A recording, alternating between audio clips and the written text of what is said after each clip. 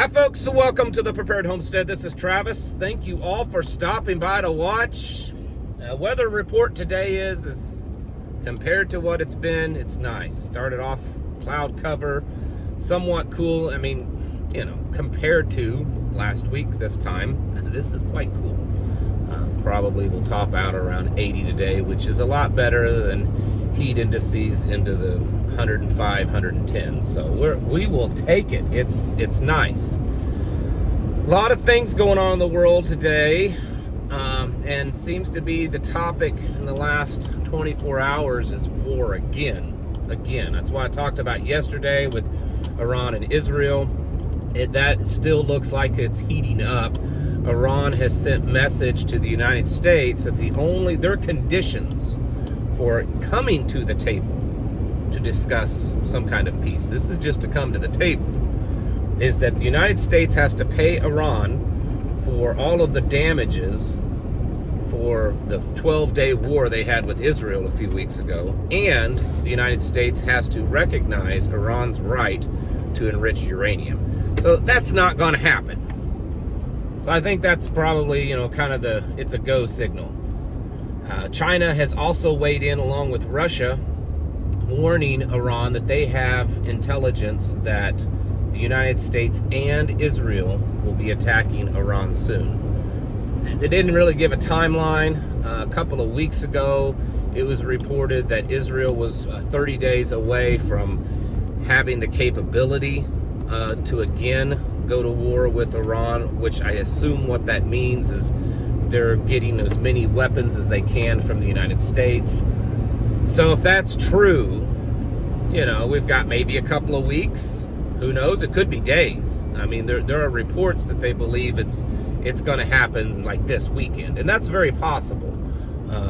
But we will see. But it does look like it's going to happen. Also, there are reports out of Chinese media that Russia, China, and North Korea have been sending as many weapons as they can into Iran to build them up and get them ready for this attack. So if all this is true, or even kind of has a little bit of truth to it, we could see a much bigger conflict between the two nations. And I know that some of you are like, I don't care, it's whatever. And maybe that's true, but you have to understand, this is only but a piece of the whole puzzle. Because at the same time, British media is reporting this morning that China is ready and on the verge of invading Taiwan. That they're ready. All their intelligence is showing that China is but just a short time away from moving in on Taiwan with a blockade and then an invasion. Now, if these two things happen around the same time, or that they're going on at the same time, that's going to put the United States in a big pickle, because the United States is pledged to support both both Israel and Taiwan.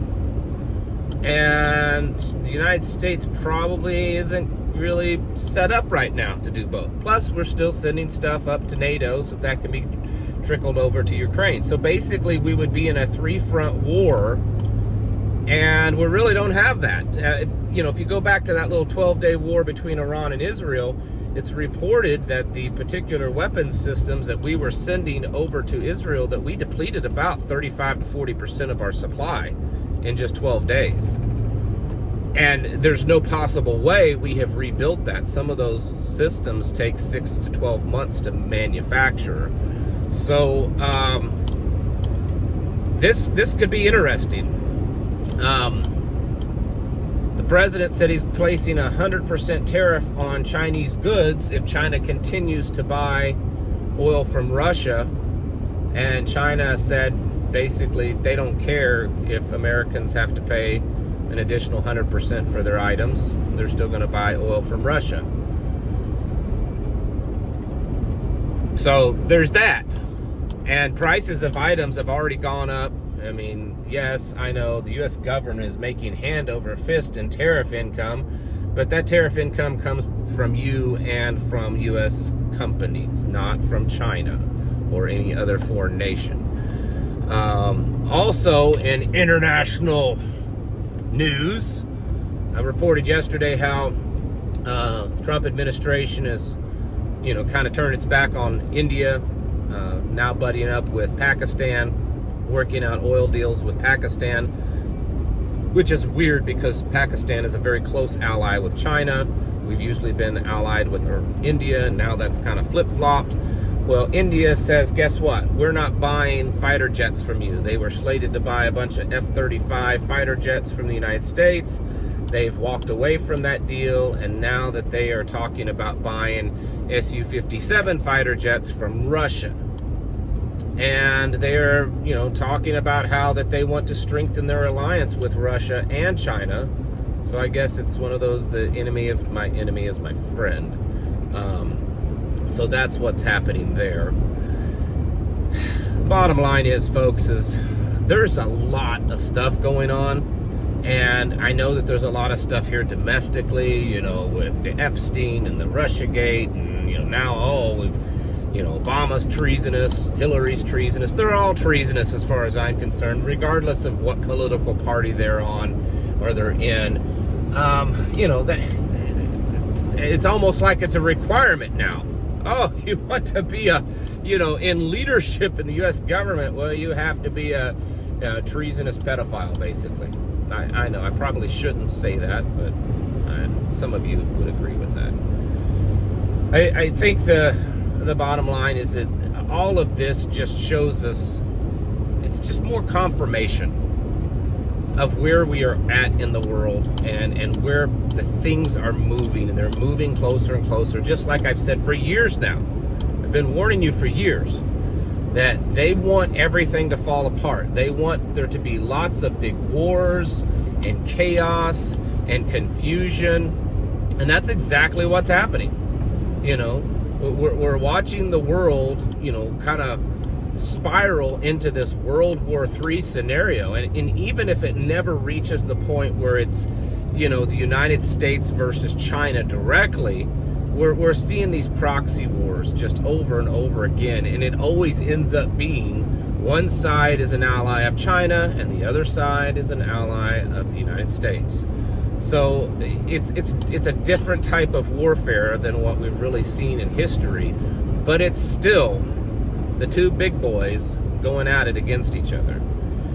And this is very clearly a sign of a changing of the guard.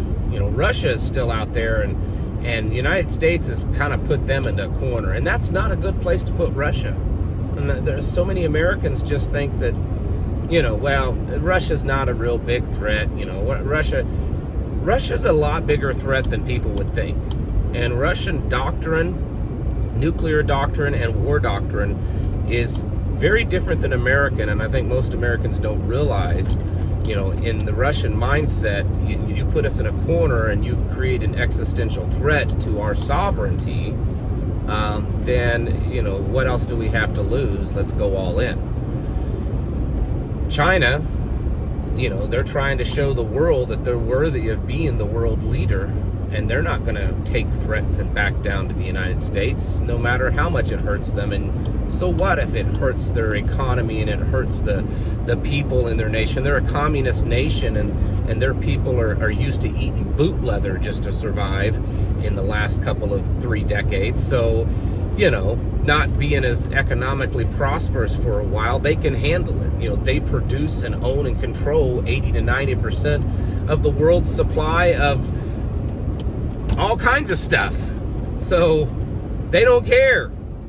The United States is over here with hardly a manufacturing base, no mining base or producing any raw materials anymore.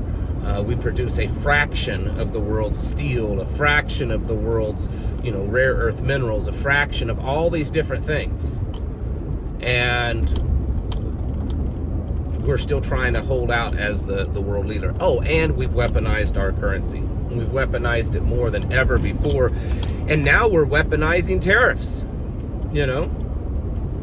So there's a lot of big things going on, and there's a lot of big change that's happening and is going to continue to happen And I don't think most of America is aware of it. I think they're focused on, what new Hollywood star is in some ad that no one cares about, or another Hollywood star that's lost weight or gained weight, or, Hillary or Obama or Trump. And they're not paying attention that the whole world is really in a state of war to determine who is going to lead the banner as the world leader for the next 80 to 100 years. And on top of that, bring in the new era of technology, of AI, of control. That's what's happening. Of course, all that, leads to the beast system, the end times. Well, we're watching the end times just unfold right before our eyes.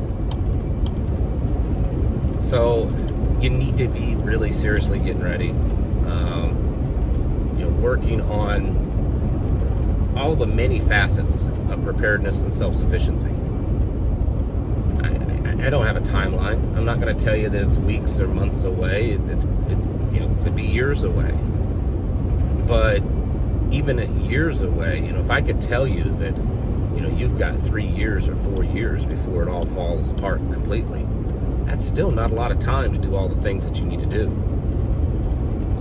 If I could tell you that the pole shift and all this is going to happen, 4 or 5 years from now, that's not a lot of time, really. So be actively working, maintain a state of readiness, get your family prepped up spiritually and physically, and be working on your tribe, your MAG, your team, developing it, creating it, maintaining it, training it, because these things are happening at a pretty rapid pace, and they're not leading us into a good direction. Get your houses in order, folks. Prepare yourselves mentally, physically, and spiritually. Thanks for watching. Catch you in the next one.